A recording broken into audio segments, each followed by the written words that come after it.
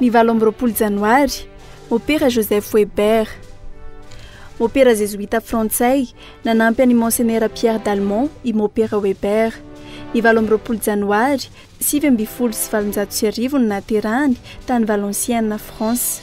Nianatra tao amin'ny sekolindry frera, tao amin'ny faritra naterahany teo amin'ny fahafitotaonany.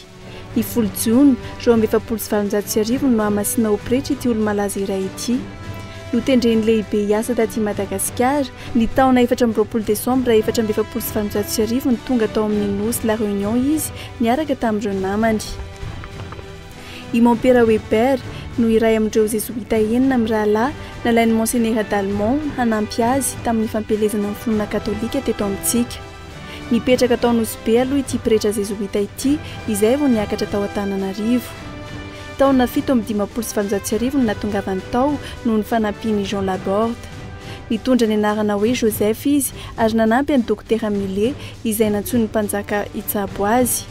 Noho ny fananany mopera Weber talenta teo amin'ny fitariana antoko-pihira sy ny fampilalaovana ireo tanora dia notazon'ny mpanjaka hijanona izy.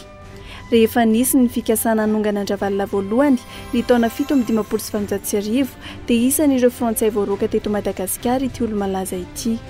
Nipetraka taty amin'ny nosy La Réunion izy ary niverina teto Madagasikara indray rehefa tonga teo amin'ny fitondrana i radama faharoa. Ankoatra ny mampirehetra azy dia mpanoratra ihany koa i mopera Weber. Maro ireo boky nosoratany ka isan'ireny ny boky kely katesizy, petsy misaraka. Nodimandry teo amin'ny 570 taona ity pretra jésuita ity ny taona 1770. 20 janoary 1770 nanomboka nitoetra tao Antsiranana, Nosy-be ary Sainte Marie ireo frantsay izay teo ambany fahefan'ny résident général mivantana.